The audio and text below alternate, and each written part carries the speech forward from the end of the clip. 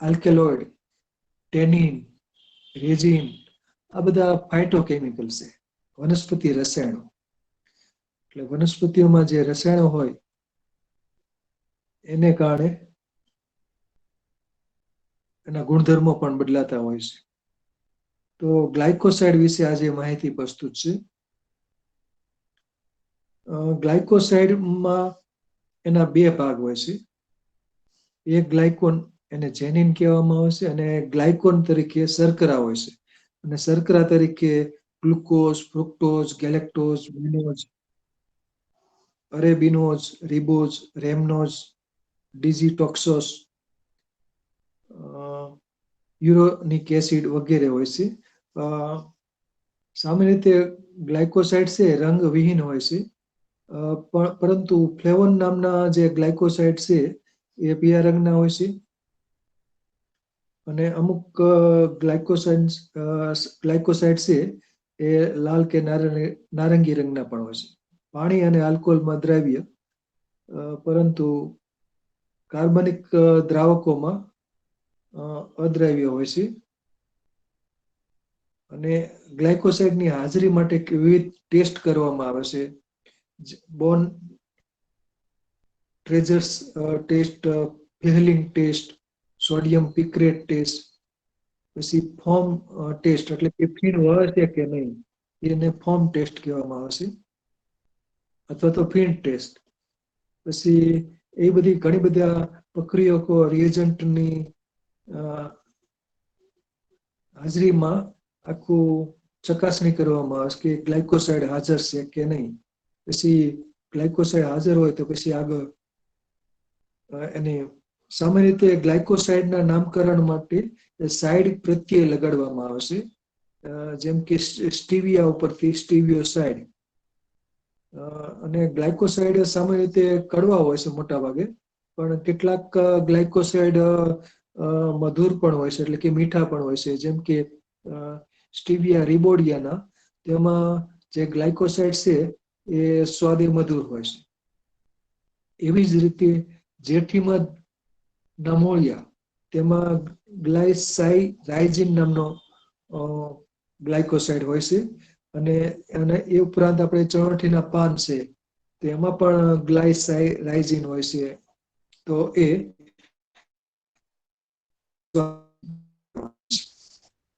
બરાબર. અને ગ્લાયકોસાઇડ નું આખું વર્ગીકરણ છે પછીનો ફોટોગ્રાફ.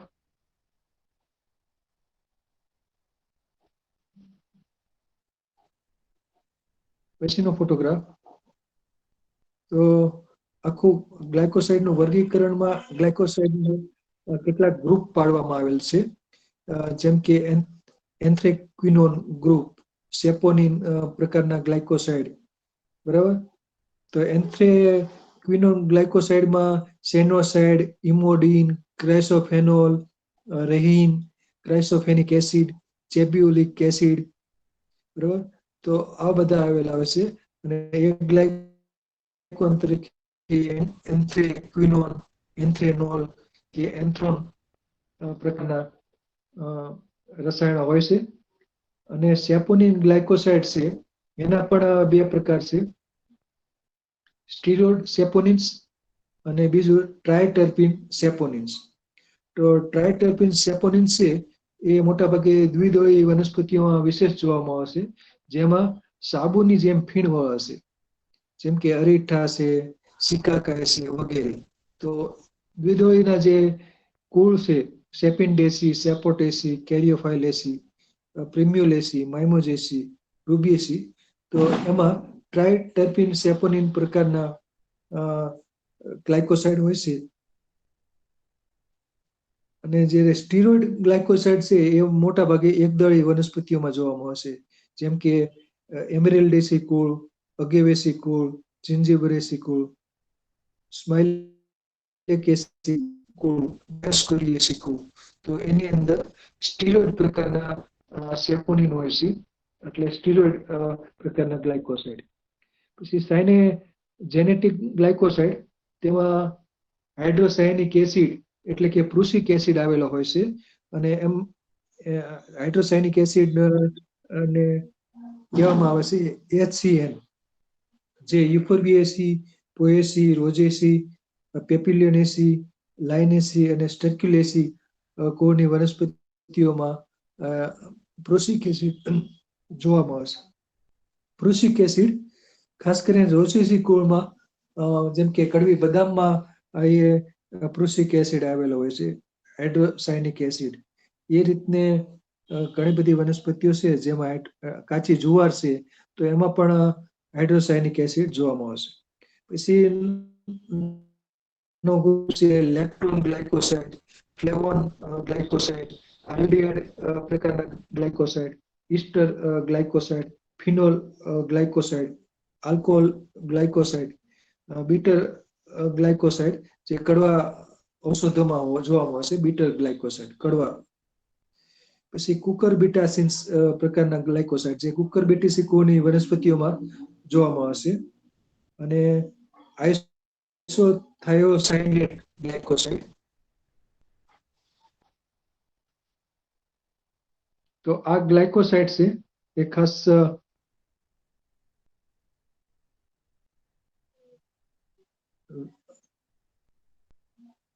કરીને ગ્લાયકોસાઇડ છે એ એકદળી વનસ્પતિઓ અને દ્વિદળી વનસ્પતિઓ, એટલે કે ઉચ્ચ કક્ષાની વનસ્પતિઓમાં ખાસ કરીને જોવામાં આવશે. અને ગ્લાયકોસાઇડ ના જે 8 ગ્રુપ પડ્યા છે, તો એ ગ્રુપ આમ તો 8 ને પણ ઘણા બધા ગ્રુપ છે ગ્લાયકોસાઇડના. તો એ ગ્રુપ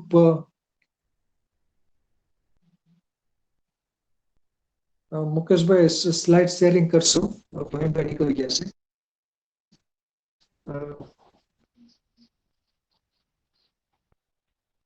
મુકેશભાઈ થાપા.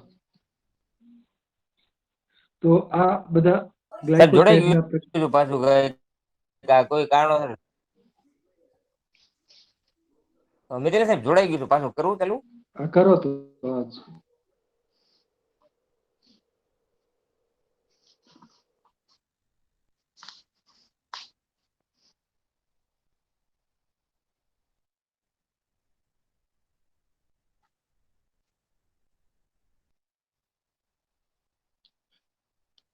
તો ગ્લાયકોસાઇડ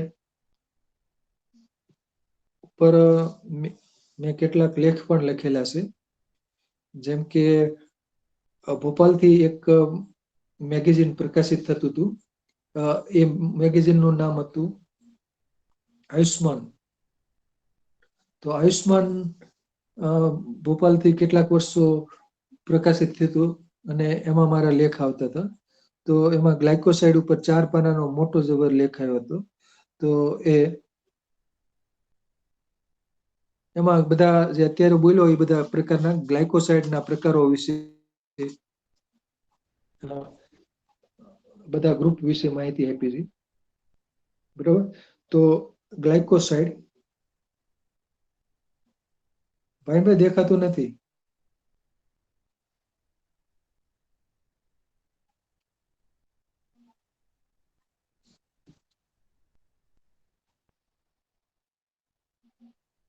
થોડોક નેટવર્ક નો પ્રોબ્લેમ છે અહીંયા.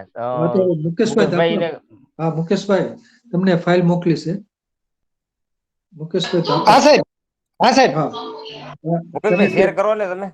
મારે અહીંયા નેટવર્ક નો પ્રોબ્લેમ છે. ડાઉનલોડ કરી લો. હા ભલે ભલે.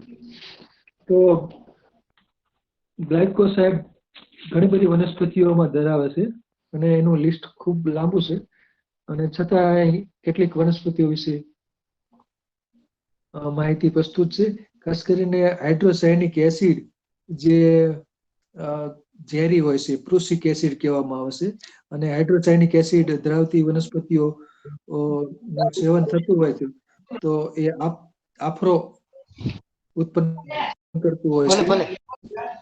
હા હા હા હા. તો આફરો ખાસ થતો હોય છે.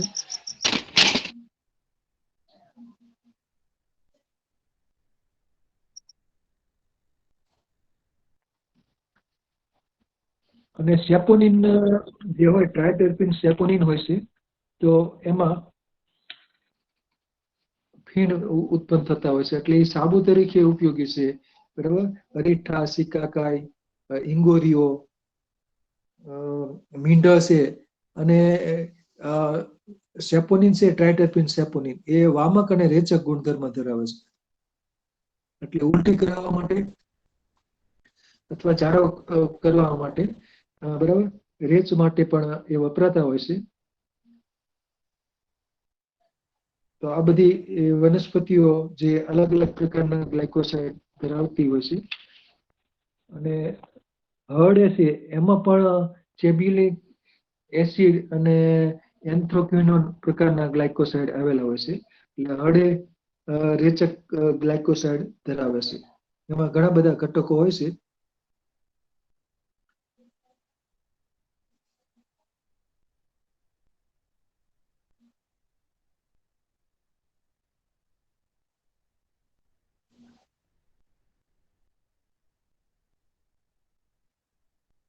મુકેશભાઈ, ડાઉનલોડ થઈ ગઈ? મારા મોકલી દો.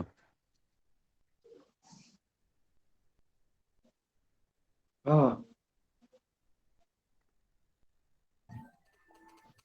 શું પાછો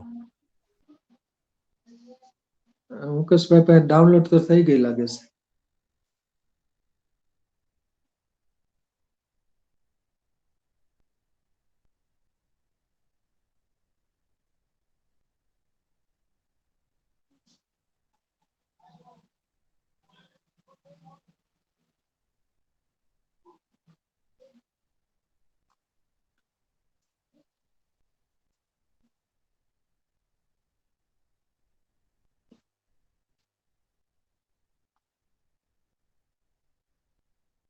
ભાવિનભાઈ શેર કરી દીધી, ચાલો.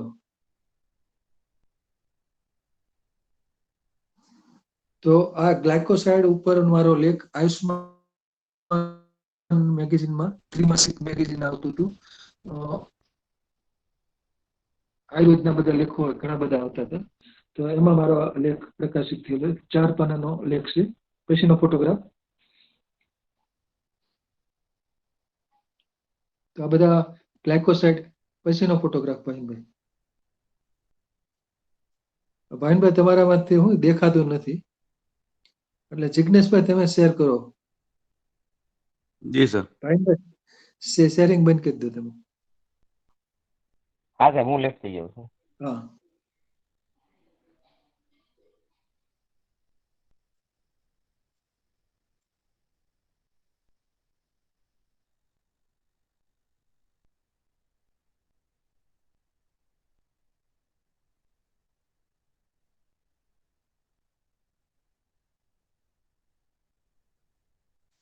પછી એક રક્તસ્તંભક ગ્લાયકોસાઇડ પણ હોય છે, જેમ કે રૂટીન ધરાવતું ઓસાઇડ.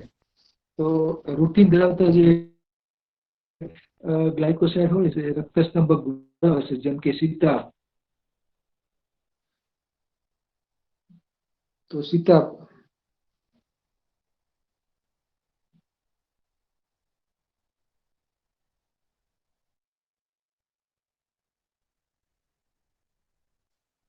હવે જિગ્નેશભાઈ જોશી સાહેબે આ સ્લાઇડ શેર કરી છે. આયુષ્માનનો પ્રકાશિત લેખ છે. પછીનો ફોટોગ્રાફ.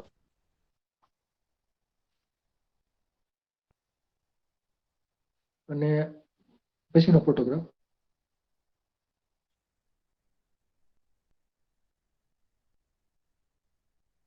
પછીનો ફોટોગ્રાફ. આ એગ્રો સંદેશમાં પ્રકાશિત થયેલ લેખ છે. અને બરાબર, અને આ પણ એ સેપોનિન ધરાવતી વનસ્પતિઓની ઉપયોગિતા.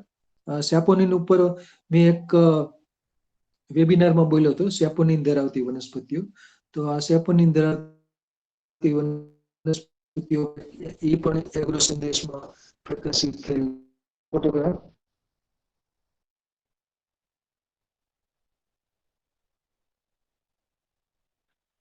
પછીનો ફોટોગ્રાફ સેફોટેસિકોની વનસ્પતિઓ. તો એમાં પણ સેપોનિન આવેલું હોય છે, ખાસ કરીને એના બીજમાં. જેમ કે આપણે જોઈએ તો બોરસલીના બીજ માં સેપોનિન હોય છે. એ રીતનું ચીકુ, રાયણ, એમાં સેપોનિન આવેલું હોય છે. તો સેપિન્ડેસી કુળની વનસ્પતિઓમાં પણ સેપોનિન હોય છે. પછીનો ફોટોગ્રાફ. તો સેપિન્ડેસી કુળમાં આપણે અરીઠા આવે છે. સેપિન્ડસ લોરીફોલિયસ, સેપિન્ડસ ટ્રાઇફોલિયેટસ ને સેપિન્ડસ ઇમાજિનાટન, આ બધા અરીઠાના વૈજ્ઞાનિક નામો છે. તો એની અંદર સેપોનિન એટલે કે ટ્રાઇટર્પીન સેપોનિન્સ આવેલા હોય છે સેપિન્ડેસી. સેપોટેસીમાં પણ હોય છે. પછીનો ફોટોગ્રાફ.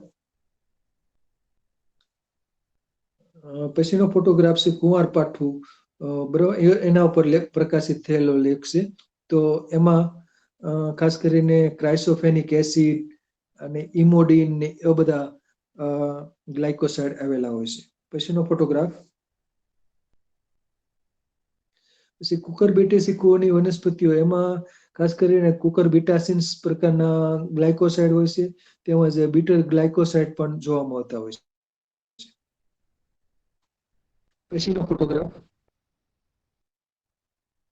પછીનો ફોટોગ્રાફ છે ખાંડની અવેજીમાં વપરાતી મધુર પાણી એટલે કે સ્ટીવિયા. તો સ્ટીવિયા ઉપર લેખ લખ્યા હતા. તો આ સ્ટીવિયાના પાન આપણે સેજ ચાખીએ તો ખાંડ કરતા અનેક ગણું ગળપણ ધરાવે છે.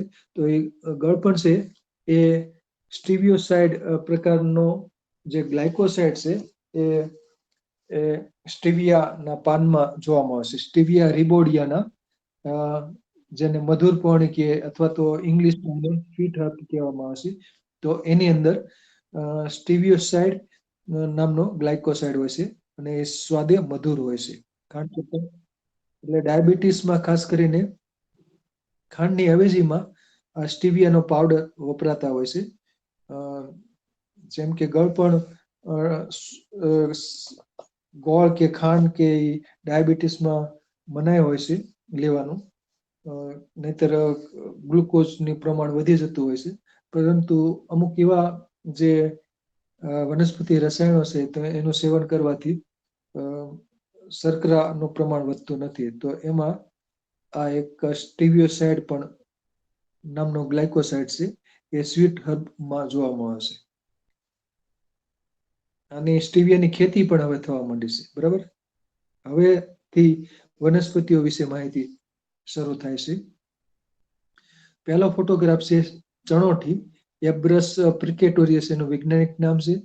તો ચણોઠીના પાન આપણે ચાખીએ તો સ્વાદે ગળ્યા લાગે છે, મધુર લાગે છે. તો એમાં ગ્લાયસાઇરાઇઝિન નામનો ગ્લાયકોસાઇડ હોય છે અને એના મૂળમાં પણ ગ્લાયકોસાઇડ હોય છે.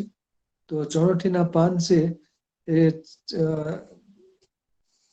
એની બધી પર્ણિકાઓ ચાવવાથી, ખાસ કરીને મુખપાક, મોઢામાં ચાંદા પડ્યા હોય તો એ ચાંદા રૂઝાવાનું કામ આ ચણોઠીના સૂકા પાન અથવા તો તાજા પાન ચાવવાથી ફાયદો થઈ શકે છે. તો આ છે ચણોઠી. પછીનો ફોટોગ્રાફ. પછીનો ફોટોગ્રાફ છે જંગલી કરિયાતું, એન્ડ્રોગ્રાફિસ એક્યુએડિસ. તો અને બીજું કાલમેઘ એટલે લીલું કરિયાતું, એન્ડ્રોગ્રાફિસ પેનિક્યુલાટા. તો બંને કરિયાતાના પાનની અંદર બીટર ગ્લાયકોસાઇડ હાજર હોય છે, એન્ડ્રોગ્રાફોલિડ ને વગેરે. તો આના પાન કડવા હોય છે. પછીનો ફોટોગ્રાફ છે લીલું કરિયાતું, કાલમેઘ, એન્ડ્રોગ્રાફિસ પેનિક્યુલાટા. તો આમાં એન્ડ્રોગ્રાફોલિડ પ્રકારના ગ્લાયકોસાઇડ હોય છે, બીટર ગ્લાયકોસાઇડ, અને પાન ખૂબ કડવા હોય છે. પંચાંગ વપરાતું હોય છે બંને કરિયાતાનો. પછીનો ફોટોગ્રાફ. પછીનો ફોટોગ્રાફ છે કુંવારપાઠું, એલોય બાર્બાડેન્સિસ એલોવેરા. તો કુંવારપાઠાના પાનમાં ઘણા બધા અને ખાસ કરીને ગ્લાયકોસાઇડ ઘણા બધા હોય છે, જેમ કે ઇમોડિન હોય છે, ક્રાઇસોફેનિક એસિડ હોય અને રેહિન હોય, અથવા બીજા પણ એન્થ્રેક્વિનોન પ્રકારના ગ્લાયકોસાઇડ હોય છે. એટલે કુંવારપાઠું રેચક ગુણધર્મ ધરાવે છે. એટલે રેચ માટે કુંવારપાઠુંના જે પાનમાંથી એક ઘન બનાવવામાં આવે છે એને એળિયો કહેવામાં આવે છે. અને એ રેચક ગુણધર્મ ધરાવે છે. બીજું કુંવરપાઠાના તાજા પાનનું શરબત બનાવવામાં આવે છે, તેમજ ઘણા બધા એના ઔષધીય ઉપયોગો છે. તો કુંવરપાઠું એલોય બાર્બાડેન્સિસ, તો એમાં ઇમોડિન નામનો ગ્લાયકોસાઇડ હોય છે. પછીનો ફોટોગ્રાફ છે બોડી અજમો. એને સંસ્કૃતમાં અજમોદ કહેવામાં આવે છે. એપિયમ ગ્રેવિયોલેન્સ. તો એમાં ખાસ કરીને ફ્લેવોન પ્રકારના ગ્લાયકોસાઇડ આવેલા હોય છે. ખાસ કરીને એપીએસી કુળની વનસ્પતિઓમાં સુગંધિત દ્રવ્યો હોય છે. હિંગ હોય, બોડી અજમો હોય, ધાણા, જીરું, વરિયાળી, અજમો. તો એની અંદર ફ્લેવોન પ્રકારના ગ્લાયકોસાઇડ હોય, એટલે કે સુગંધિત પ્રકારના ગ્લાયકોસાઇડ હોય છે, સુગંધ ધરાવતા. તો એપિયમ ગ્રેવિયોલન્સ, બોડી અજમો. પછીનો ફોટોગ્રાફ છે સતાવરી, એસ્પેરેગસ રેસિમોસસ. સતાવરી, સતમૂલી, ઘણા બધા મૂળિયા હોય છે. તો સતાવરીની અંદર સેપોનિન પ્રકારનો ગ્લાયકોસાઇડ હોય છે, અને બીજું સ્ટીરોઇડ સેપોનિન પણ હોય છે. એટલે સ્ટીરોઇડ પ્રકારનો ગ્લાયકોસાઇડ પણ હોય છે, બરાબર. સ્ટીરોઇડ સેપોનિન્સ હોય છે, એસ્પેરેજીન અને બીજા ઘટકો હોય છે, સ્ટાર્ચ પણ હોય છે. તો આ સતાવરી છે એ ખાસ કરીને દુગ્ધવર્ધક હોય છે, શક્તિવર્ધક હોય છે, અને અમ્લપિત્ત, એસિડિટી મટાડવા પણ ઉપયોગી છે સતાવરી, એસ્પેરેગસ રેસિમોસસ. તો આમાં સ્ટીરોઇડ પ્રકારના સેપોનિન એટલે કે સ્ટીરોઇડ ગ્લાયકોસાઇડ હોય છે. પછીનો ફોટોગ્રાફ છે સિકાકાઈ, અકેસિયા કોન્સિના. તો સિકાકાઈની સૂકી ફળી હોય છે, એનો પાવડર કરવામાં આવે છે, અને એની અંદર ટ્રાયટર્પિન સેપોનિન હોય છે, જેમાં સાબુની જેમ ફીણ હોય છે. આ પ્રકારના જે સેપોનિન હોય છે, ટ્રાયટર્પિન સેપોનિન્સ, તો એટલા માટે ફીણ હોય છે, એટલે સાબુ તરીકે ઉપયોગી છે. હર્બલ શેમ્પુ કે હર્બલ સોપ બનાવવા માટે સિકાકાઈ ની જે સૂકી ફળીઓ હોય છે, ફળો, તો સિકાકાઈના ફળો ખાસ કરીને સેપોનિન ધરાવે છે, અકેસિયા કોન્સિના. પછીનો ફોટોગ્રાફ છે સીતાફળ, અનોના સ્ક્વેમોઝા. તો સીતાફળના જે પાન છે એમાં સેપોનિન આવેલા હોય છે. એટલે તૃણાહારી પ્રાણીઓ હોય છે એ સેપોનિન ધરાવતી વનસ્પતિઓને સામાન્ય રીતે ચરી શકતા નથી, એટલે ચડતા નથી. એટલે એના પાનમાં એક્રિડ જ્યુસ હોય છે, સેપોનિન. સીતાફળના બીજમાં પણ સેપોનિન હોય છે, ટ્રાયટર્પિન સેપોનિન. એટલે ખાસ કરીને એ રેચક ગુણધર્મ ધરાવશે. ટ્રાયટર્પિન સેપોનિન હોય, રેચક હોય છે, અને વામક હોય છે, ઉલટી કરાવનાર. એટલે ખાસ કરીને માથામાં જે કીડા પડી ગયા હોય, જૂ અને નીખનો પ્રોબ્લેમ હોય, ત્યારે સીતાફળના બીજની પેસ્ટ કરી અને લગાડી શકાય. અને ડાયાબિટીસમાં પણ કેટલાક લોકો વાપરતા હોય છે સીતાફળના પાન, પણ એકલા વાપરવા હિતાવહ નથી, કેમ કે સીતાફળના પાન છે રેચક ગુણધર્મ ધરાવે છે, જાડા કરી દે. તો એટલા માટે અન્ય ઔષધિયા મિશ્ર કરી, જેમ કે બીલીના પાન, તુલસીના પાન, જાંબુના પાન, સીતાફળના પાન ઓછા રાખવા અને બાકીના પાન વધુ રાખવા, જાંબુના પાન. તો એ મધુપ્રમેહમાં ખાસ ઉપયોગી થઈ શકે. પછીનો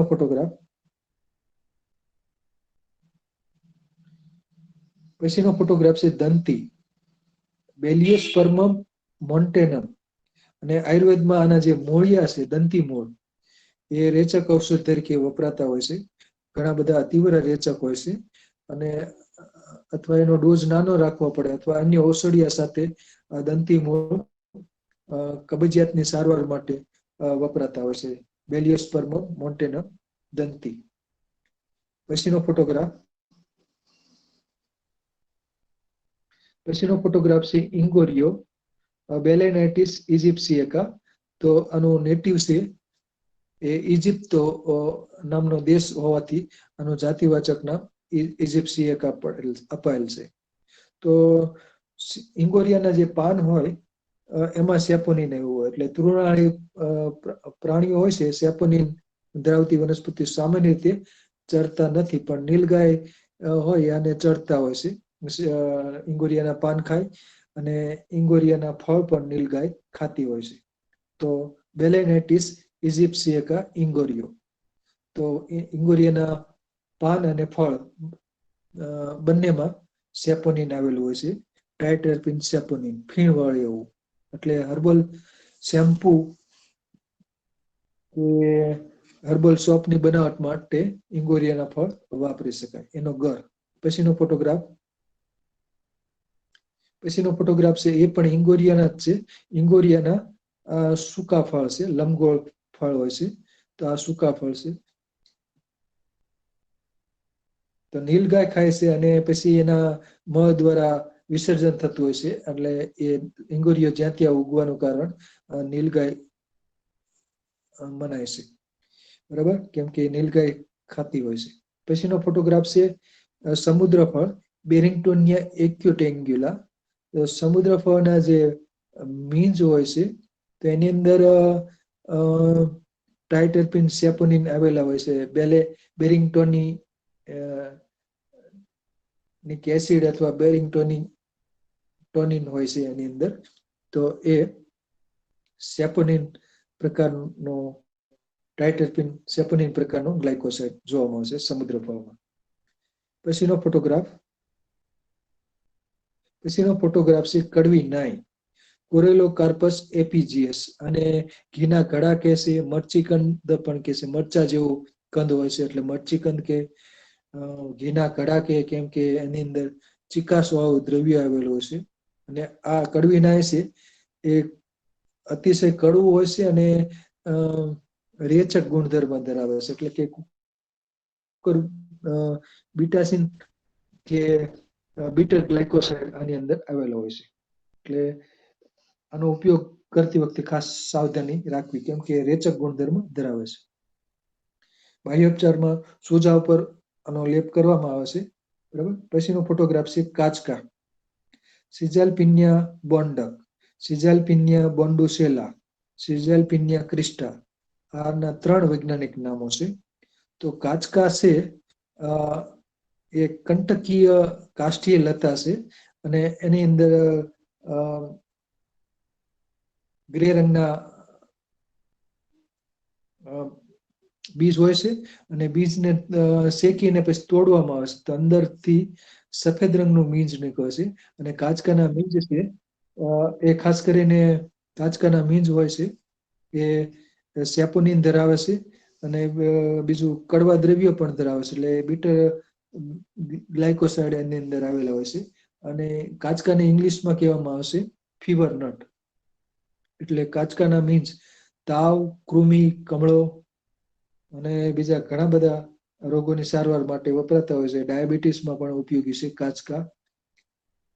કાંગસા પણ એને કહેવામાં આવશે, કાંગસા, કાચેકિયા કાંગસા. તો આ એક ઔષધીય બીજ છે કાચકા. પછીનો ફોટોગ્રાફ છે કાંટા ઈંદરાણા, ક્યુક્યુમિસ પ્રોફેટારામ એનું વૈજ્ઞાનિક નામ છે. તો કાંટા ઈંદરાણા છે તો એ ખાસ કરીને રેચક ગુણધર્મ ધરાવે છે, તીવ્ર રેચક હોય છે. ખાસ કરીને ફળ હોય છે એ સિરસની સારવાર માટે વપરાતા હોય છે. કબજિયાત, હરસ વગેરેમાં પણ કાંટા ઈંદરાણાના ફળ કે એનું પંચાંગ ને બધું વપરાતું હોય છે. તો આ વેલા બહુ ઓછા જોવા મળતા હોય છે અને ખાસ કરીને જતન કરવાની ખાસ જરૂર છે. પછીનો ફોટોગ્રાફ છે ઇન્દ્રવર્ણા, તુસુડું પણ કહેવામાં આવશે ઇન્દ્રવર્ણા, સિટ્રુલસ કોલોસિન્થિસ. તો ઇન્દ્રવર્ણાની અંદર બીટર ગ્લાયકોસાઇડ હોય અને કુકર બીટાસિન પ્રકારના ગ્લાયકોસાઇડ હોય છે. એટલે આ તીવ્ર રેચક હોય છે. બીટર ગ્લાયકોસાઇડને કારણે કોલોસિન્થ આમાં આવેલું હોય છે. તો આ બીટર ગ્લાયકોસાઇડને કારણે તીવ્ર રેચક હોય છે. આના દરેક ભાગ રેચક છે. એના પાન, પ્રકાંડ, એના ફળ, મૂળ દરેક ભાગ રેચક હોય છે. એટલે આ તીવ્ર રેચક છે અને આનો ડોઝ વેદરાજની સૂચના મુજબ જ રાખવો જોઈએ અને સેજ સૂકું પાન લઈએ તો પણ ખૂબ રેચ લાગતો હોય છે. એટલે આ વેદરાજની સૂચના મુજબ જ આનો ઉપયોગ કરી શકાય. તીવ્ર કબજિયાત હોય, સિરસ હોય, અન્ય ઔષધિઓ સાથે અને વેદરાજની સૂચના મુજબ અને એને સૂચવ્યા મુજબના ડોઝ માત્રામાં જ લેવો જોઈએ. એટલે તીવ્ર રેચક છે. પછીનો ફોટોગ્રાફ છે કડવી નાઈનો વેલો છે, કોરેલોકાર્પસ એપીજીએસ. આમાં મરચા જેવા એમાં ફળ લાગતા હોય છે, નાના એવા ઝીણકા મરચા જેવડા. કોરેલોકાર્પસ એપીજીએસ કડવી નાઈ. અને ઝૂમ કરશો તો જોવા મળશે ફળ. તો આ લાલ રંગના મરચા જેવા ફળ છે, બરાબર. અને એમાં કંદ જમીનમાં મરચા જ આકારના થાય છે, એટલે મરચી કંદ કહેવામાં આવે છે. કડવી નાય કે ઘીના ઘડા કે નાયકંદ કે અલગ અલગ નામથી ઓળખવામાં આવે છે. પછીનો ફોટોગ્રાફ છે આમરેજ. આ નીંદણ તરીકે વિશેષ જોવામાં આવશે. વાડી ખેતરની વાડ હોય અથવા રોડની બંને સાઈડ અને જંગલ વિસ્તારમાં આ વનસ્પતિ જોવામાં આવશે. આમરેજ કેસિયા યુનિફ્લોરા. ઘણા આને કુંવાડીઓ સમજે છે, પણ કુંવાડીઓ નથી. કુંવાડિયાની સિંગો 6 ઇંચ લાંબી હોય છે, જ્યારે આની સિંગો હોય છે 1.5 થી 2 ઇંચ માંડ હોય છે. અને પર્ણિકાની સંખ્યામાં 8 હોય અથવા તો 10 હોય છે. કેસિયા યુનિફ્લોરા એટલે આ મોટા પાયે જોવામાં આવશે, બરાબર. ગાજર ઘાસનો નિયંત્રણ માટે આ એક સારો ઓપ્શન છે. આની અંદર ક્રાઇસોફેનિક એસિડ હોય છે, ઇમોડિન હોય, બરાબર. એટલે આ રેચક ગુણધર્મો ધરાવે છે, એટલે કબજિયાતની સારવાર માટે આના પાનને, પંચાંગને બધું વાપરી શકાય. પછીનો ફોટોગ્રાફ છે કાસુંદ્રો. અને કાસમર્દ કહેવામાં આવે છે સંસ્કૃતમાં. અને કાસમર્દ એટલે કે ઉધરસ મટાડનાર. કેસિયા ઓક્સિડેન્ટાલિસ એનું વૈજ્ઞાનિક નામ છે, કાસુંદ્રો. તો એની અંદર ક્રાઇસોફેનિક એસિડ આવેલો હોય છે, અને ઇમોડિન ને ક્રાઇસોફેનોલ ને એ બધા આવેલા હોય છે. એટલે મૃદુ રેચક તરીકે આનો ઉપયોગ થઈ શકે, મૃદુથી મધ્યમ રેચક તરીકે. કાસુંદ્રાના પાન અને કાસુંદ્રાને જે બીજ હોય છે એને નિગ્રો કોફી તરીકે ઉપયોગ કરવામાં આવે છે. એટલે કાસુંદરાના બીજને શેકી અને પછી એનો પાવડર કરી અને દૂધમાં એનો પાવડર ઉમેરવાથી થોડીક સાકર ઉમેરી અને કોફી બનાવવાથી અસલ કોફી જેવો સ્વાદ અનુભવાય છે. કેસિયા ઓક્સિડેન્ટાલિસ કાસુંદ્રો, કાસ્મદ. પછીનો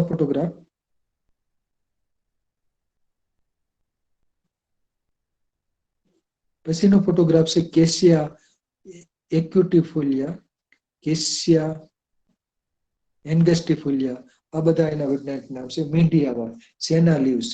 તો આની અંદર સેનોસાઇડ નામનો ગ્લાયકોસાઇડ હોય છે, જે તીવ્ર રેચક હોય છે. એટલે ખાસ કરીને પંચસકાર ચૂર્ણ, દીનદયાળ ચૂર્ણ, તો એની અંદર આ વપરાતું હોય છે. મીંઢિયાવળના પાન ને એની સિંગો બધું વપરાતું હોય છે. તો આમાં સેનોસાઇડ, અને ઇંગ્લિશમાં સેના કહેવામાં આવશે, બરોબર. સેના એક્યુટિફોલિયા પણ કહેવામાં આવશે. સેના એન્ગસ્ટિફોલિયા પણ નવું વૈજ્ઞાનિક નામ છે. સેના એન્ગસ્ટિફોલિયા અથવા સેના એક્યુટિફોલિયા. ઇંગ્લિશમાં સેના લીવ્સ કહેવાશે. મીંઢિયાવળ, સોનામુખી. એટલે આ તીવ્ર રેચક ગુણધર્મ ધરાવશે. એટલે ખાસ કરીને કબજિયાત અને અરસની સારવાર માટે વપરાતું હોય છે. પણ આનો રેચ શેના ધરાવતું, મીંઢિયા આવળ ધરાવતું કોઈ પણ ઔષધ લઈએ તો 2 થી 3 વાર લેટ્રિન જવું પડે. એટલા માટે ખાસ કરીને અઠવાડિયે જ આનો એક જ વખત રેચ લેવો, અઠવાડિયે અથવા 15 દિવસે, કેમ કે આ તીવ્ર રેચક છે. અને ખાસ કરીને બહાર ન જવાનું હોય ત્યારે આનો રેચ લેવો. રાત્રે લીધો હોય તો સવારે 2 થી 3 વખત લેટ્રિન જવું પડે, બરોબર. એટલે પાણી જેવા જાડા કરી નાખે છે. કેસિયા એક્યુટિફોલિયા મીંડી આવા. પછીનો ફોટોગ્રાફ ડોઝ વિદ્રાજની સૂચના મુજબ એટલે આ છે જંગલી મીંડી આવા કેસિયા ઇટાલિકા. આની સિંગો હોય એના પર કલગી આવી હોય છે. કેસિયા ઇટાલિકામાં જંગલી મીંડી આવા. તો આમાં કલગી કદાચ દેખાય ન પણ દેખાય કેમ કે ફોટો કદાચ દૂરથી લીધેલો છે. ક્લોઝઅપ હોય તો દેખાય. તો આમાં કલગી આવેલી હોય છે બરોબર. વચ્ચેની ધાર ઉપર સિંગ ચપટી છે આમ તો દેખાય છે થોડી. તો સિંગ ઉપર આ જો આ દેખાય બરોબર. તો આખી કલગી આવેલી ક્રેસ્ટેડ છે બરોબર. ચપટી સિંગ છે અને વચ્ચે ઉપસેલો ભાગ છે આખી કલગી. તો આમાં ત્રિકોણ આકારના બીજ હોય છે. તો આ મીંડિયાઓની અવેજીમાં જંગલી મીંડિયાઓ પણ વપરાતી હોય છે. તો આમાં સેનોસાઇડ આવેલા હોય છે અને એ ગ્લાયકોસાઇડ નો પ્રકાર છે. સેનોસાઇડ પ્રકારના. પછીનો ફોટોગ્રાફ છે ચક્રમર્દ. તો આને કુંવાડિયો કહેવામાં આવશે. કેસિયા ટોરા અને કેસિયા ઓબ્સ્ટ્રુઝિફોલિયા 2 સ્પીસીસ છે. આમાં પર્ણિકાની સંખ્યા 3 જોડી હોય છે એટલે 6 પર્ણિકા હોય છે. તો અને એની જે સિંબો હોય છે સિંગ એ 6 થી 8 ઇંચ લાંબી હોય છે બરોબર. અને બરોબર જો આપ જોઈ શકો છો ઘણી લાંબી હોય છે. પછીનો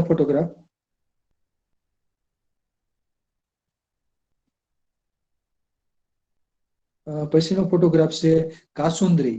તો એમાં પણ સેનોસાઇડ ને ઇમોડિન ને ક્રાઇસોફેનિક એસિડ ને બધું આવેલું હોય છે. કેસિયા સોફેરા કાસુંદરી. આ થોડું ઊંચું થતું હોય છે કાસુંદરી. અને કાસુંદ્રામાં પર્ણિકા અણીદાર હોય છે. જ્યારે આમાં પર્ણિકા હોય છે ને એ બુઠી હોય છે, અણીદાર નથી હોતી. તો કેસિયા સોફેરા કાસુંદરી. પછીનો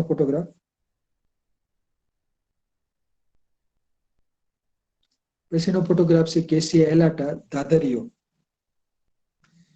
તો આમાં પણ ઇમોડિન ને ક્રાઇસોફેનિક એસિડ ને ક્રાઇસોફેનોલ ને બધું આવેલું હોય છે. તો આના પાન પણ રેચક ઔષધ તરીકે વાપરી શકાય. કેસિયા એલાટા અને ધાધરીઓ નામ પ્રમાણે ધાધર ઉપર એટલે કે રિંગવોર્મ ઉપર આનો લેપ કરવાથી ફાયદો થઈ શકે છે. કેસિયા એલાટા ધાધરીઓ. અને સુશોભન માટે પણ આ ધાધરિયાને ઉછેરી શકાય. પછીનો ફોટોગ્રાફ છે સફેદ મોસોઈ. ક્લોરોફાઇટમ બોરીવિલિયનમ આનું વૈજ્ઞાનિક નામ છે. ક્લોરોફાઇટમ બોરીવિલિયનમ. તો આની અંદર જે મૂળિયા હોય છે શક્તિ માટે વપરાય છે. ખૂબ મોંઘા વેચાતા હોય છે. 2 થી 3 હજારના કિલો. 1500 થી ઉપર જ હોય કિલોનો ભાવ. અને સફેદ મૂસો એ શક્તિ માટે ખાસ વપરાતું હોય છે. તો એની અંદર સ્ટીરોઇડ પ્રકારના સેપોનિન આવેલા હોય છે. સ્ટીરોઇડ સેપોનિન ક્લોરોફાઇટિક એસિડ કે સ્ટીરોઇડ પ્રકારના સેપોનિન. પછીનો ફોટોગ્રાફ છે ક્રોટોન બોન પ્લાન્ડિયનમ નેપાળી. તો આનું બધું જે પંચાંગ છે એમાં ખાસ કરીને તીવ્ર રેચક ગ્લાયકોસાઇડ આવેલા હોય છે. ક્રોટોનિક એસિડ ને બધા હોય છે. તો ક્રોટોન બોન પ્લાન્ડિયનમ રેચક ગુણધર્મ ધરાવે છે. નેપાળી. પછીનો ફોટોગ્રાફ છોડ સ્વરૂપની વનસ્પતિ અડબાવ જોવામાં આવે છે વાડી ખેતર તેમજ અડબાવ વિસ્તારમાં.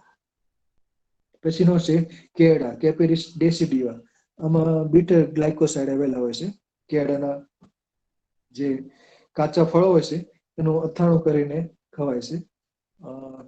આમ કાચા ખાઈ શકાતા નથી, એમ ચચરે છે, પણ એનું અથાણું 15 દિવસ સુધી ખાટા પાણીમાં પલાવવામાં આવશે. નમક અને હળદર ઉમેરી અને ખાટા પાણીની અંદર પલાવવાથી પછી કેળા ખાવા લાયક બની જાય છે 15-20 દિવસે. કેટલાક લોકો કેળાનું અથાણું છાશમાં પલાળીને પણ કરતા હોય છે. ખાટી છાશ હોય ગામડામાં મળતી હોય છે ખાટી છાશ. તો ત્યાં ગામડાના લોકો કેળાને ખાટી છાશમાં 15 થી 20 દિવસ પલાવી રાખે છે અને પછી એનો અથાણા તરીકે ઉપયોગ કરતા હોય છે. તો કેપેરિસ ડેસિડિવા કેળા. પછીનો ફોટોગ્રાફ છે સાઇટ્રસ રેટિક્યુલાટા, નારંગી સંતરા. તો આની છાલની અંદર ખાસ કરીને રક્તસ્તંભક ગ્લાયકોસાઇડ આવેલા હોય છે. એને રૂટિનોસાઇડ પણ કહેવાય. રૂટિનોસાઇડ. તો રૂટિન નામનું ગ્લાયકોસાઇડ આવેલા હોય છે. બરાબર. તો એ રક્તસ્તંભક ગુણધર્મ ધરાવે છે. એવી ઘણી બધી વનસ્પતિઓ છે 40 થી 50 જેની અંદર રૂટિન નામનો ગ્લાયકોસાઇડ હોય છે, જે રક્તસ્તંભક ગુણધર્મ ધરાવે છે, લોહીને વહેતું અટકાવનાર. પછીનો ફોટોગ્રાફ છે અસલી નેપાળો, ક્રોટોન ટિગ્લિયમ.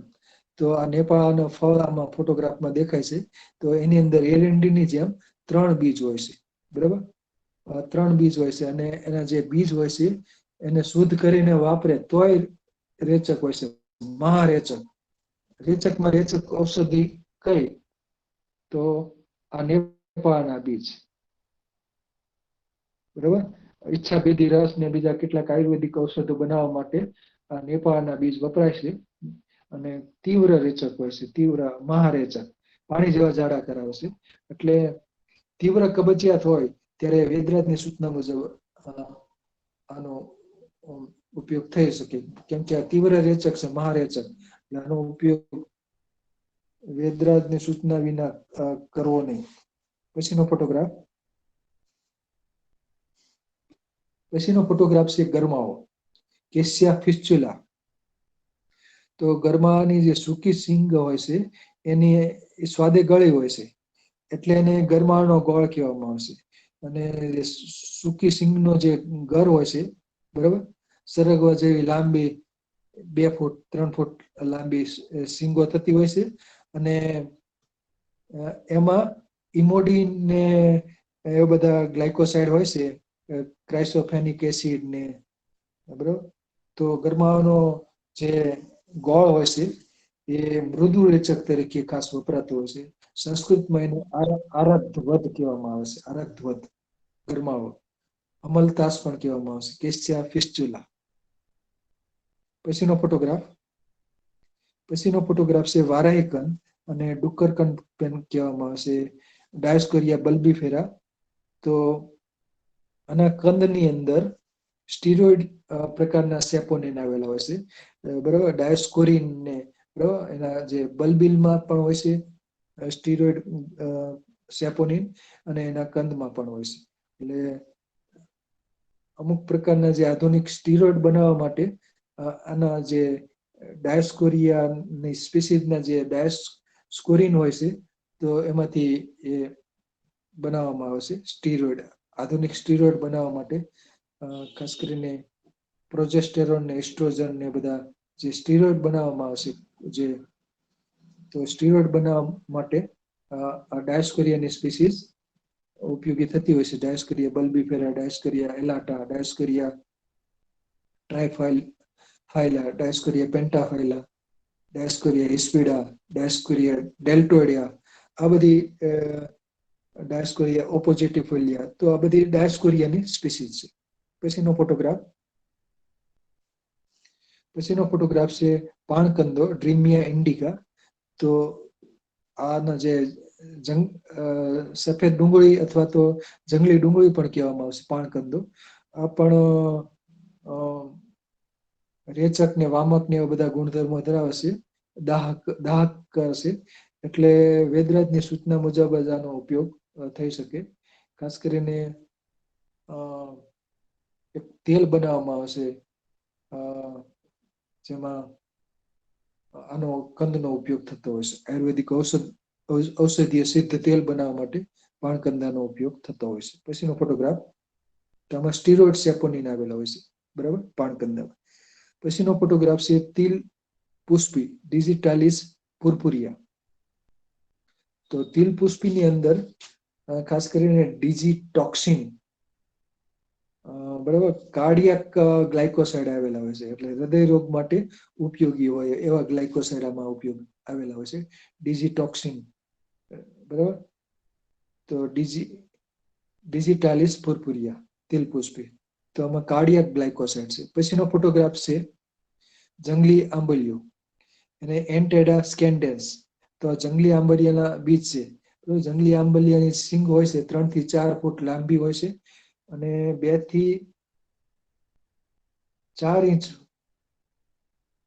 એટલે 3 થી 4 ઇંચ પહોળી હોય છે અને 3 થી 4 ફૂટ લાંબી હોય છે.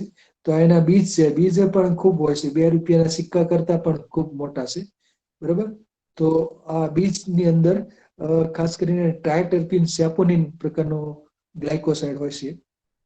તો જંગલી આંબલિયાના બીજ છે એ સોજો મટાડનાર, એટલે સોજા ઉપર લેપ કરવા માટેનો પાવડર હોય છે. બીજ ખૂબ કઠણ હોય છે, તોડવા બહુ અઘરા હોય છે. બરાબર, અને આ ડાંગ વિસ્તારમાં તેમજ ખાસ કરીને વેસ્ટર્ન ઘાટમાં આ વનસ્પતિનો વેલો થતો હોય છે. કાષ્ઠી લતા થાય છે જંગલી આંબલિયું, એન્ટેડા સ્કેન્ડેન્સ. પછીનો ફોટોગ્રાફ છે આયાપાન, યુપેટોરિયમ આયાપાન. તો આની અંદર જે આયાપોનિન નામનો રક્તસ્તંભક ગ્લાયકોસાઇડ હોય છે, એટલે કે રૂટીન જેવું. બરાબર, તો આના પાન છે એ રક્તસ્તંભક માટે ઉપયોગી છે. રક્તસ્રાવ થતો હોય એને બંધ કરવા માટે આના પાનનો બનાવટો બજારમાં આવતી હોય છે. આયુર્વેદિક ઔષધો બનાવવા માટે પણ આયા પાન વપરાતા હોય છે, રક્તસ્તંભક, લોહીને અટકાવનાર. પછીનો ફોટોગ્રાફ છે જેઠીમધ, ગ્લાયસાઇરાઇઝા ગ્લેબ્રા, જેઠીમધ. ઇંગ્લિશમાં એને લિક્વોરાઇસ કહેવાય છે. આ જેઠીમધના મૂળિયા છે. બરાબર, એની અંદર ગ્લાયસાઇરાઇઝિન નામનો ગ્લાયકોસાઇડ હોય છે અને સ્વાદે મધુર હોય છે. તો જેઠીમધ છે એના મૂળિયા છે સ્વાદે મધુર હોય છે.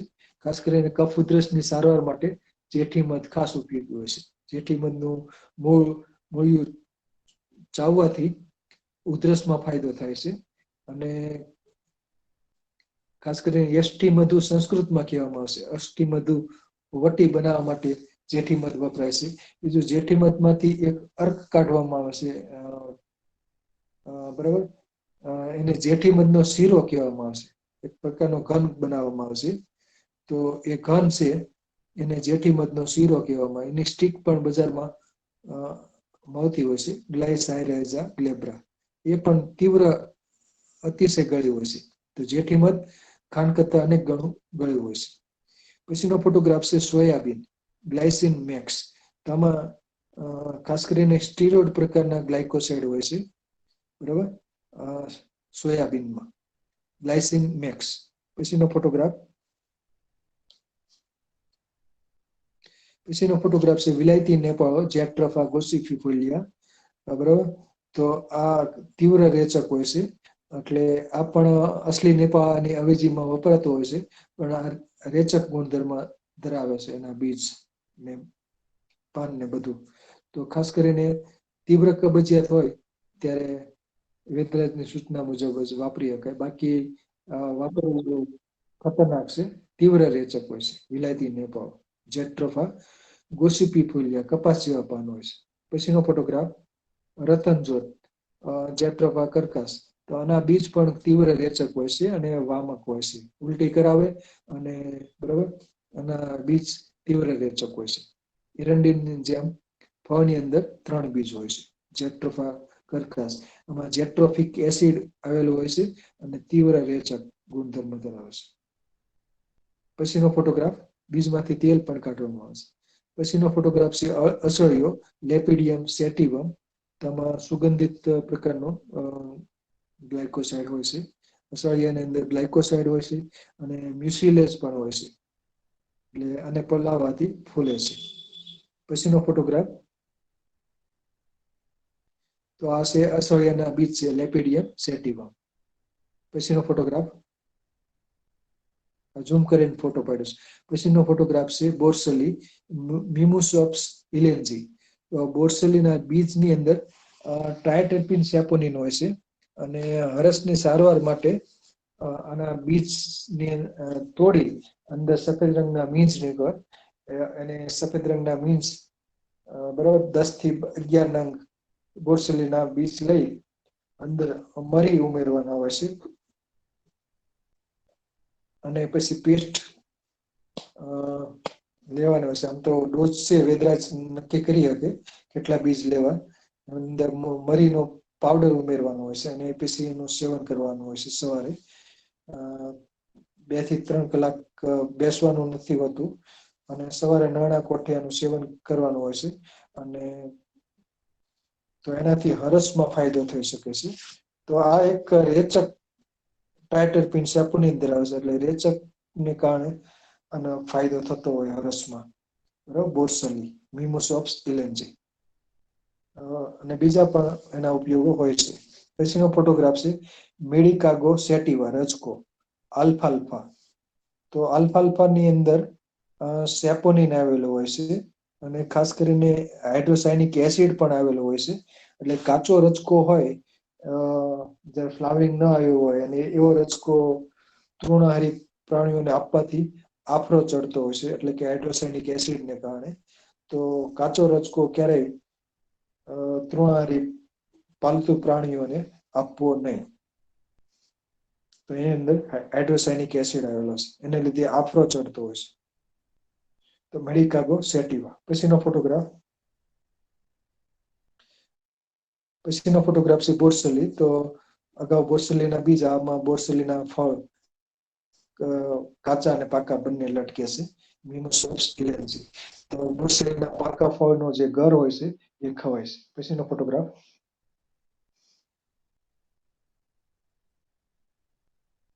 પછીનો ફોટોગ્રાફ છે રાયણ મનિલકારા હેક્ઝેન્ડ્રા.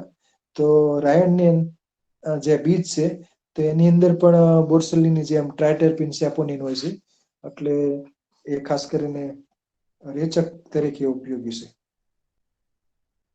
પછીનો ફોટોગ્રાફ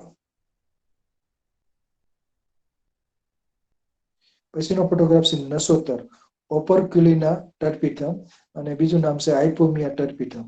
તો નસોતર છે એના જે મૂળ છે એ રેચક ગુણધર્મ ધરાવે છે અને એમાં રેચક ગ્લાયકોસાઇડ આવેલો હોય છે.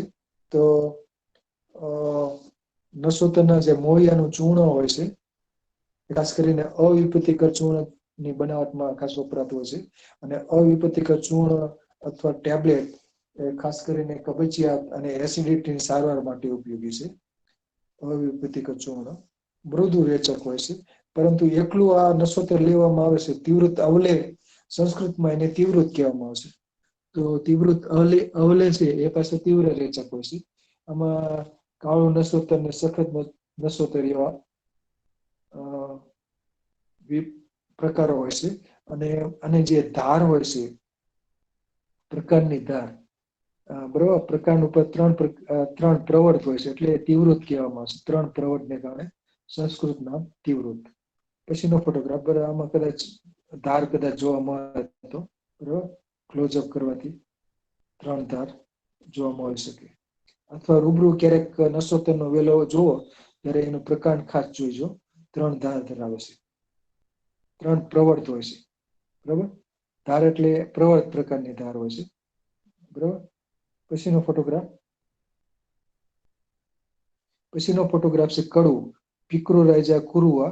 તો આમાં કડવો ગ્લાયકોસાઇડ આવેલો છે. હિમાલય વિસ્તારની વનસ્પતિ છે કડવું, અને આ પણ તીવ્ર રેચક હોય છે. અને ખાસ કરીને એને એરંડિયા તેલમાં અથવા તો ઘીમાં શેકીને પછી એનો પાવડર કરાવે છે. કડવું અને કરિયાતું. બરાબર, તો આ છે કડવું પિક્રોરાઇઝા કુરુઆ. કડવું આ હિમાલય વિસ્તારમાં ઉગતી વનસ્પતિ છે.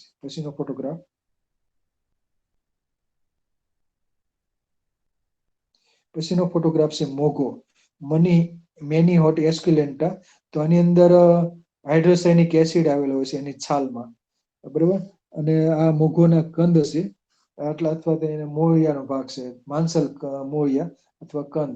તો આની અંદર જે છાલમાં હાઇડ્રોસાયનિક એસિડ હોય છે, બરોબર, અને રાંધીને ખવાય છે. મોગોના જે મોળિયા હોય એ રાંધી અને એની છાલનો ભાગ દૂર કરી, એટલે હાઇડ્રોસાયનિક નું એસિડ હોય એ ઘટી જાય છે, અથવા તો ઓછો થઈ જાય છે, અથવા બિલકુલ નથી હોતો. ત્યારે પછી એને ખવાય છે, એટલે રાંધીને ખવાય છે. કાચા સાલની અંદર ખાસ કરીને હાઇડ્રોસાયનિક એસિડ આવેલો હોય છે. સાબુદાણાની બનાવટમાં આમાં સ્ટાર્ચથી ભરપૂર હોય છે, એટલે આના જે કંદ છે, મૂકોના કંદ, એ સાબુદાણાની બનાવટ માટે વપરાતા હોય છે. પછીનો ફોટોગ્રાફ. પછીનો ફોટોગ્રાફ છે બદામ, પ્રુનસ એમિકડેલસ, એનું વૈજ્ઞાનિક નામ છે આલમંડ. બરાબર, તો આલમંડ એટલે કે બદામ, પ્રુનસ એમિકડેલસ. તો બદામમાં બે વેરાયટી આવે છે, કડવી બદામ ને મીઠી બદામ. બરાબર, તો આમાં જે ખાસ કરીને મામરો, અમેરિકન મામરો બદામ હોય, એ થોડીક ચપટી હોય છે અને એ કડવી વેરાયટી. એમાં બીજ આમ તો મીઠા હોય છે, પરંતુ અમુક બીજ કડવા નીકળતા હોય છે. એટલે એ મામરો બદામ ખાતી વખતે ખાસ ધ્યાન રાખવું, કેમ કે જે કડવું બદામનું બીજ હોય છે એ હાઇડ્રોસાયનિક એસિડને કારણે છે, અને એને પ્રુસિક એસિડ પણ કહેવામાં આવે છે. બરોબર, પ્રુનસ ઉપરથી પ્રુસિક એસિડ. બરાબર, તો પ્રુસિક એસિડ ખાસ કરીને પ્રુનસની જાતિઓમાં જોવામાં આવશે. એટલે ખાસ કરીને હાઇડ્રોસાયનિક એસિડ એટલે કે HCN અથવા હાઇડ્રોજન સાયનાઇડ પણ કહેવામાં આવશે. એટલે આ ઝેરી હોય છે, એટલે કે આફરો ને એવું બધું ચડતું હોય છે. પછીનો ફોટોગ્રાફ. પછીનો ફોટોગ્રાફ છે જંગલી કૃષ્ણકમળ, પેસિફ્લોરા ફિટિડા. તો આના જે કાચા ફળ હોય છે એમાં હાઇડ્રોસાયનિક એસિડ હોય છે, ખરાબ વાસ આવે છે. મેં એક વખત સૂંઘ્યું હતું, પણ ક્યારેય આને સૂંઘવું નહીં. કાચું ફળ હોય છે તેમાં હાઇડ્રોસાયનિક એસિડ આવેલો હોય છે, તો એ ચક્કર લાવી દે છે. અને બીજું વામક ને રેચક ગુણધર્મ તો છે જ, આફરો પણ ચડાવી દે. આના જે પાકા ફળ હોય છે ખવાય છે, પણ કાચા ફળને ક્યારે સૂંઘવા નહીં, અથવા તો એનો ઉપયોગ ન કરવો, કાચા ફળ વાપરવા નહીં. ફીટીડા એટલે કે ખરાબ વાસ. ખરાબ વાસ હોવાથી આને જાતિવાચક નામ ફીટીડા આપેલ છે. ખરાબ વાસ, દુર્ગંધ. પછીનો ફોટોગ્રાફ. પછીનો ફોટોગ્રાફ છે મીંઢળ, રેન્ડિયા સ્પાઇનોઝા. તો મીંઢળના જે ફળ હોય છે એ ખાસ કરીને લગ્ન વખતે વર અને વધુને કાંડે બાંધવામાં આવે છે. મદન ફળ કહેવામાં આવે છે, અને સંસ્કૃતમાં મદન ફળ કહે છે, અને આયુર્વેદમાં મદન ફળનો ઉપયોગ ઉલટી કરાવવા માટે થાય છે. વામક ગુણધર્મ ધરાવે છે. એટલે પંચકર્મમાં જે વમન કરવા માટે મીંઢળ વપરાતું હોય છે. બરાબર, તો મીંઢળ, રેન્ડિયા સ્પાઇનોઝા, આના 2-3 વૈજ્ઞાનિક નામો છે, જૂના નવા ને એવું બધા. પછીનો ફોટોગ્રાફ છે સીતાબ, રૂટા ગ્રેવ્યુલન્સ. તો સીતાબની અંદર રૂટીન નામનો ગ્લાયકોસાઇડ આવેલો છે, રૂટીનોસાઇડ કે રૂટીન, જે રક્તસ્તંભક ગુણધર્મ ધરાવે છે. એટલે દૂધ હરસ હોય કે લોહીવા હોય, અથવા ક્યાંથી પણ બ્લીડિંગ થતું હોય, તો બ્લીડિંગ અટકાવવા માટે આ સીતાબ ઉપયોગી છે. સીતાબ એટલે કે આની અંદર જે રૂટીન આવેલું હોય છે, રૂટીનોસાઇડ, અને એની ટેબ્લેટ અને અન્ય સ્વરૂપે પણ બજારમાં મળતું હોય છે, રૂટીન ધરાવતી. પછીનો ફોટોગ્રાફ અલગ અલગ બ્રાન્ડ નેમથી મળતી હોય છે. પછીનો ફોટોગ્રાફ છે સારસાપરેલા, સ્માઇલેક્સ જીલેનિકા, અને કેટલાક ચોપચીની પણ કહેતા હોય છે. આની 2-3 જાતો હોય છે, સ્માઇલેક્સ ચાઇના, સ્માઇલેક્સ જીલેનિકા, સ્માઇલેક્સ ઓવલિફોલિયા. બરાબર, તો સ્માઇલેક્સ સારસાપરેલા, તો આના જે મૂળ હોય છે એમાં સ્ટીરોઇડ પ્રકારના સેપોનિન એટલે ગ્લાયકોસાઇડ હોય છે, સ્ટીરોઇડ ગ્લાયકોસાઇડ ધરાવે છે. પછીનો ફોટોગ્રાફ ચોપચીની આદિ ચૂર્ણની બનાવટ માટે વપરાય છે. પછીનો ફોટોગ્રાફ છે ભદ્રાક્ષ, સિગોલા ટેકેડા, ભદ્રાક્ષ. તો આના જે પાન હોય છે, ભદ્રાક્ષના પાન, એની અંદર સેપોનિન આવેલું હોય છે, એટલે કે રેચક ગુણધર્મ ધરાવે છે. શ્વાસમાં ને એમાં અને ડાયાબિટીસમાં એમાં કેટલાક લોકો વાપરે છે આના પાન, પણ વેદરાજની સૂચના મુજબ જ આનો ઉપયોગ કરવો જોઈએ, કેમ કે આની અંદર ટ્રાયટેરપીન સેપોનિન આવેલું હોય છે. પછીનો ફોટોગ્રાફ પછીનો ફોટોગ્રાફ છે અરીઠા. એમાં અરીઠાની ભેદ મેં લખ્યું છે. તો અરીઠાના 3 થી 4 સ્પીસીસ છે. 2 તો સમાનાર્થી નામ છે, સેપિન્ડસ લોરીફોલિયસ, સેપિન્ડસ ટ્રાઇફોલિયેટસ. તો એ અરીઠા, બરાબર. અને એક બીજી અરીઠાની જાત છે એ સેપિન્ડસ ઇમાર્જિનેટસ. તો એમાં પર્ણગ્રહ છે, પર્ણિકા એ ખાંચવાળી અણીદાર નથી હોતી. અને બીજી પણ સેપિન્ડસની 2-3 જાતો થતી હોય છે, બરાબર. એક સેપિન્ડસ મુક્રોસીસી કે એવું કંઈક નામ છે, બરાબર. તો અરીઠાના જે ફળ હોય છે એ સાબુ તરીકે વપરાય છે. અરીઠાના ફળ તેની અંદર સેપોનિન હોય છે, અને ઉલટી કરાવવા માટે પણ સેપોનિન વપરાતું હોય છે, બરાબર. અરીઠાનું પાણી. અને પછીનો ફોટોગ્રાફ છે વેનિલા પ્લેનીફોલિયા, વેનિલા તરીકે ઓળખાય છે. તો આની સિંગોમાંથી વેનિલિન નામનો એક ગ્લાયકોસાઇડ એમાં મળતો હોય છે.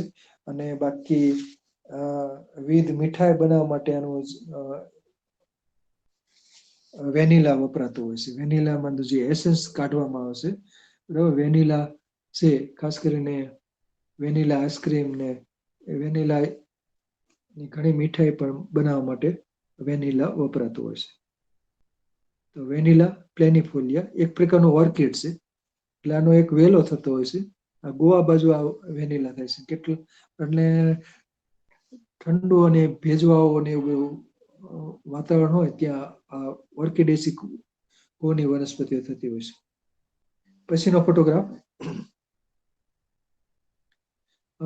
ફોટોગ્રાફ છે હર્ડે, ટર્મિનાલિયા ચેબ્યુલા, બરાબર. તો હર્ડેની અંદર એન્થ્રેક્વિનોન, એન્થ્રેનોન, એન્થ્રોન, ચેબ્યુલિનિક એસિડ, ચેબ્યુલિક એસિડ, તો આ બધા ગ્લાયકોસાઇડ આવેલા હોય છે. તો હર્ડેનમાં ઘણી બધી વેરાયટીઓ છે, અલગ અલગ નામ, વિજિયાન, ચેતકીન એ બધા નામ છે. પણ હર્ડેના જે કુમળા ફળો હોય છે એને બા હર્ડે કહેવામાં આવે છે, અને હિમેજ પણ કહેવામાં આવે છે. તો હિમેજ છે એ વધુ રેચક હોય છે મોટી હર્ડે કરતા. જે ઉપર ઝાડવા ઉપરથી વેલા ખરી ગઈ હોય અને એકદમ બીજ ન બન્યા હોય, તો એવી હર્ડે હોય એને બા હર્ડે કહેવામાં આવે છે, હિમેજ. અને એ વધુ રેચક હોય છે, જ્યારે મોટી હર્ડે હોય છે પ્રમાણમાં ઓછી રેચક હોય છે. તો ટર્મિનેલિયા ચેબ્યુલા હર્ડે. તો આ હર્ડેનો તો ઘણો બધો કબજિયાત હોય એમાં ઉપયોગ થતો જ હોય છે. ઘણા બધા આના ઉપયોગ છે. હરસમાં પણ ઉપયોગી છે, અભિયારેસ્ટ ને, અને ઘણા બધા આયુર્વેદિક ઔષધો બનાવવા માટે હર્ડે વપરાતી હોય છે. પછીનો ફોટોગ્રાફ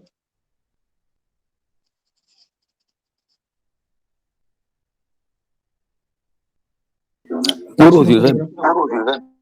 ઓકે. તો અહીં મારું વક્તવ્ય પૂરું થાય છે. ધ્રુજ સાહેબ, સ્પેશિયલ કોમેન્ટ પ્લીઝ.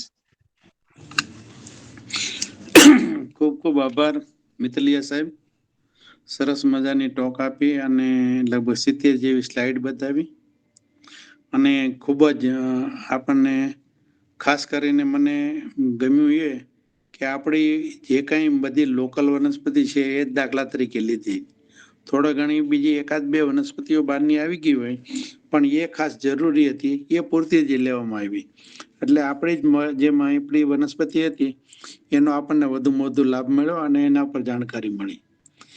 શરૂઆતમાં સાહેબ એની જે ડેફિનેશન કરી દીધી છે, હાવ સરળ રીતે સમજવું હોય તો એક સુગરનો ભાગ હોય, સુગરનો એક ભાગ હોય, અને બીજો એની અંદર નોન સુગર. સુગર સિવાયની કોઈ પણ વસ્તુ હોય, આ બેના જે વસ્તુ બને, ઓર્ગેનિક કમ્પાઉન્ડ બને, એને આપણે ગ્લાયકોસાઇડ હોવું જોઈએ. સુગર તો એમાં હોવી જ જોઈએ, અને એને એક નોન સુગર ભાગ હોય. પણ એની અંદર એક બીજી ખાસ કહેવાની બાબત એ હતી કે ગ્લાયકોસાઇડનો જ્યારે કોઈ પણ મેડિસિન તરીકે ઉપયોગ કરો ત્યારે એનો જે નોન સુગર પાર્ટ છે એ જ ઇફેક્ટિવ છે. બાકી સુગર જે હોય છે એ કોઈ દવા તરીકે યુઝ નથી થતી, કારણ કે એ વેરી કોમન હોય છે. એટલે એ વસ્તુની ઓલી હતી. કોઈ પણ પ્લાન્ટમાં તમે જોશો તો આમ તો 5 થી 6 કમ્પાઉન્ડ છે એ મેજર રહે. જો કોઈ પણ કમ્પાઉન્ડ હોય, તમે ફેટ હોય, પછી આપણે બીજી સુગરને લઈ લ્યો કે આખરે તમે છેવટે એમાંથી વિભાજન થઈ અને ગ્લુકોઝમાંથી શક્તિ, એટલે કોઈ પણ લિવિંગ ઓર્ગેનિઝમ હોય પાસે એમાં માણસ લ્યો કે તમે એનિમલ લ્યો કે પ્લાન્ટ લ્યો, એમાં બધા માટે શક્તિ માટે એક સુગર તો ખાસ જોઈએ જ છે. એટલે એને એક ગ્લુકોઝના રૂપમાં થાય અને પછી જ એમાંથી શક્તિ છૂટી પડતી હોય છે. એટલે એક એ બાબત હતી. બીજી જે બજે હતું આજની ટોક હતી એ ખરેખર જોવો તો બેઝિક ફાર્મેકોલોજીની ટોક હતી. કોઈ ફાર્મેકોલોજીસ્ટ હોય તો એ આપણને ખૂબ જ સારી રીતે આની અંદર વધુ પડતું આપી શકે. છતાંય વનસ્પતિ અને ફાર્મેકોલોજી બંનેનો સંયોગ કરી અને મિતલિયા સાહેબે આજની ટોકને ખૂબ જ સારી રીતે એને ન્યાય આપ્યો છે. બીજું મેં જે પ્લાન્ટમાં કીધું ને, સ્ટાર્ચ અને પ્રોટીન, ફેટ, સુગર, સ્ટાર્ચ અને પ્રોટીન, આ 4 વસ્તુ પ્લાન્ટની અંદર અવશ્ય હોય અને એ સિવાયના બીજા બધા જે સંયોજનો હોય એની અંદર ભળીને થતું હોય છે. બીજી ખાસ બાબત એ બતાવી દો કે કોઈ પણ એલિમેન્ટ તમે એને સીધું લેશો તો એની અસર બહુ ઓછી થશે, પણ એ જ એલિમેન્ટને ઓર્ગેનિક રૂપમાં લેશો તો એની અસર હ્યુમનમાં ખૂબ જ સારી રીતે આવતી હોય છે. ઇવન પ્લાન્ટમાં પણ તમે અમે કે જે માઇક્રોન્યુટ્રિયન હોય તો અમે એને ઓર્ગેનિક ફોર્મમાં કરી અને વધુ પ્લાન્ટને આપવાની ટ્રાય કરીએ તો એ વધુ એ રીતે લઈ શકતા હોય છે.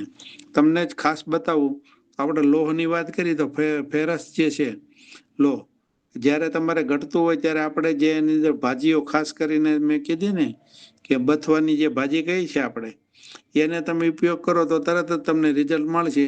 જેટલી ટેબ્લેટ પણ તમે લેશો લોહ માટેની એની કરતાં વહેલી અસર આને આવશે. એટલે એક બાબત હતી.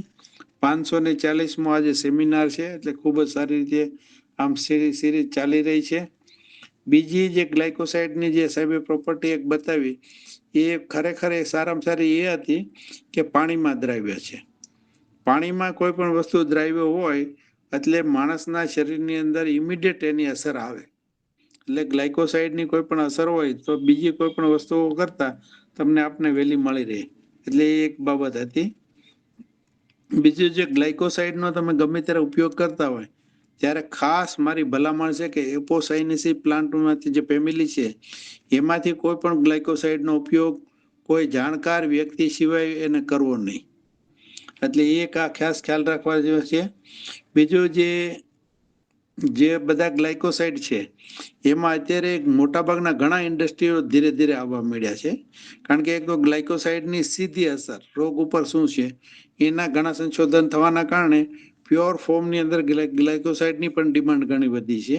અને આ કોમર્શિયલ રીતે તમે જુઓ તો આપણે ખાસ કરીને સ્ટીવિયાની અંદર છે એ એક પ્રકારનો ગ્લાયકોસાઇડ છે જે અત્યારે ખૂબ જ પ્રમાણમાં એને લઈ અને લોકો એને વાપરતા હોય છે. એટલે એક એ બાબત હતી. અને વનસ્પતિ મેં અગાઉ તમને કીધું, ખરેખર તો વનસ્પતિ એ આપણા માટે આમ જુઓ તો એ ખરેખર એક ફેક્ટરી જ છે. એટલે કે જે કોઈ પણ તમે ફેક્ટરી જુઓ એમ દરેક વનસ્પતિનો છોડ એક ફેક્ટરી જ છે. કોઈ ફેક્ટરીની અંદર એટલા પદાર્થો ઉત્પન્ન નહીં કરી શકતા હોય. કુદરતે આવી સરસ મજાની ફેક્ટરી આપી છે.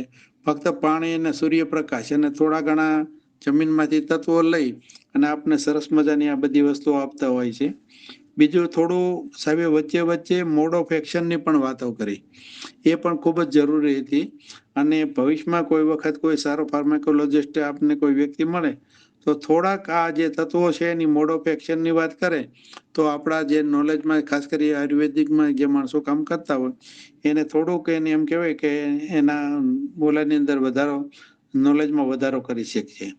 ઇંગોરિયાનો સાહેબે વાત કરી હતી. અગાઉ હું વાત કરી ગયો હતો કે ડાયોક્સિજેનોન કરીને એની અંદરથી એક તત્વ નીકળતું હોય અને એ સંતતિ નિયમમાં વપરાય છે. સંતતિ નિયમન માટેની જે ટેબ્લેટ આવે છે એમાં જે માલાના હોય એની અંદર એનો ઉપયોગ કરવામાં આવે છે. અત્યારે તે કેમિકલી ફોર્મ્યુલેટ કરવામાં આવે છે, પણ ઇંગોરિયામાંથી એ ખૂબ જ નીકળતું હોય છે.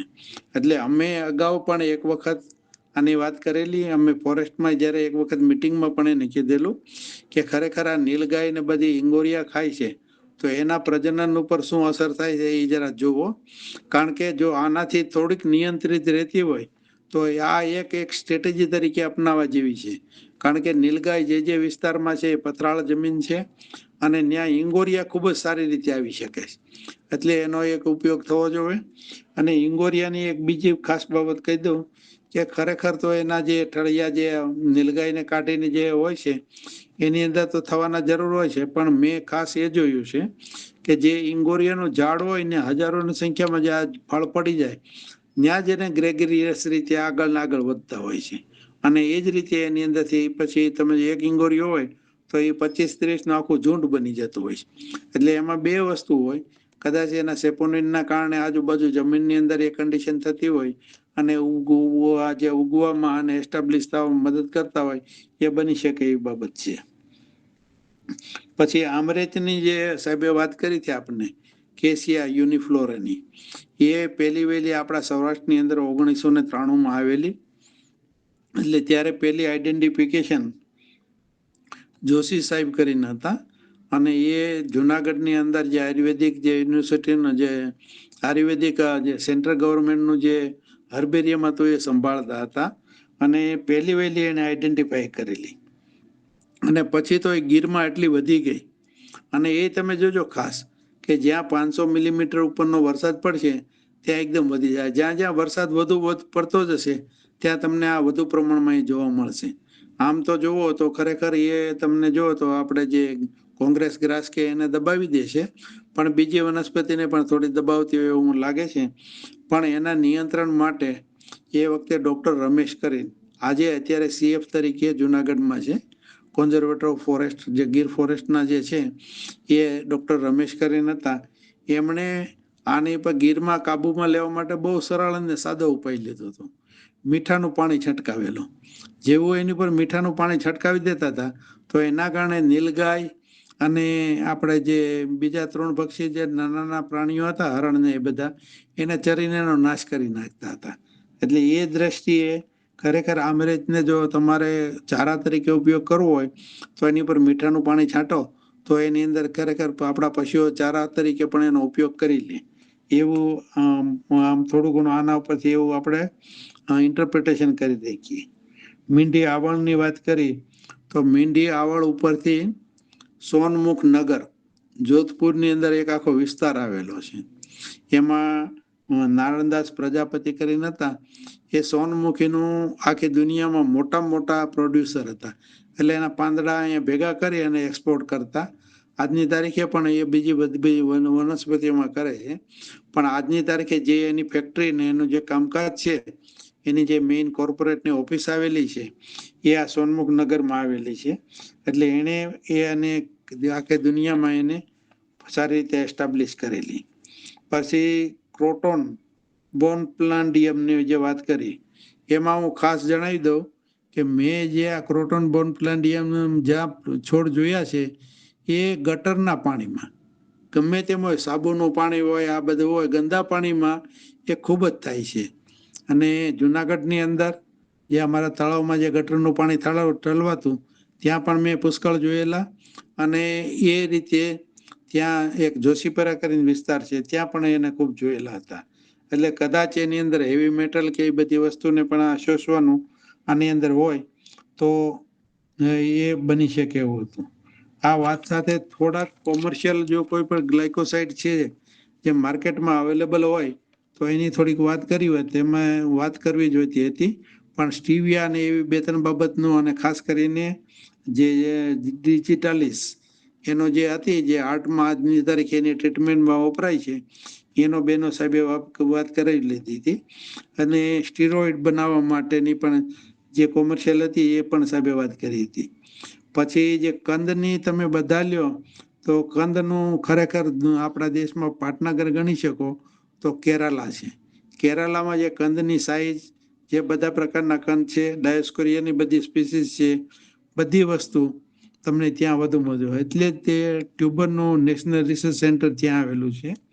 અને મોગોની જે વાત કરી આપણને જે મિનીહાટની જે સાહેબે વાત કરી ત્યાં કેરાલામાં આપણે અહીંયા કેવી રીતે બટેટાનો કે કોઈ પણ વેચાણ થતું હોય ને જે ભાવનગરની અંદર મસાલા ચડાવીને એ રીતે બટેટા આપણે ખાતા હોય ભૂંગળા બટેટા, એમ આખા કેરાલાની અંદર મોગો બાફેલો હોય છે અને એની અંદર એ લોકો તમને સાફ કરીને આપી દે અને અંદર આંબલી અને થોડોક મસાલો નાખીને આપતા હોય છે અને ખૂબ જ ટેસ્ટી હોય છે અને એ પ્લેટ ખૂબ સસ્તી અને સારી હોય એટલે એ પણ ખાવાની વાત આવે.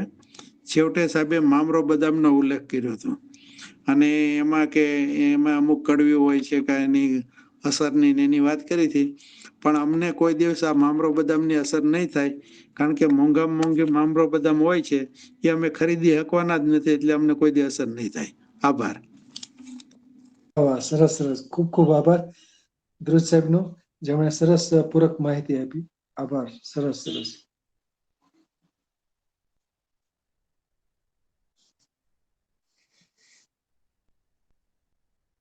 હવે કોઈને પ્રશ્નો હોય તો પૂછી શકો છો. સરસ.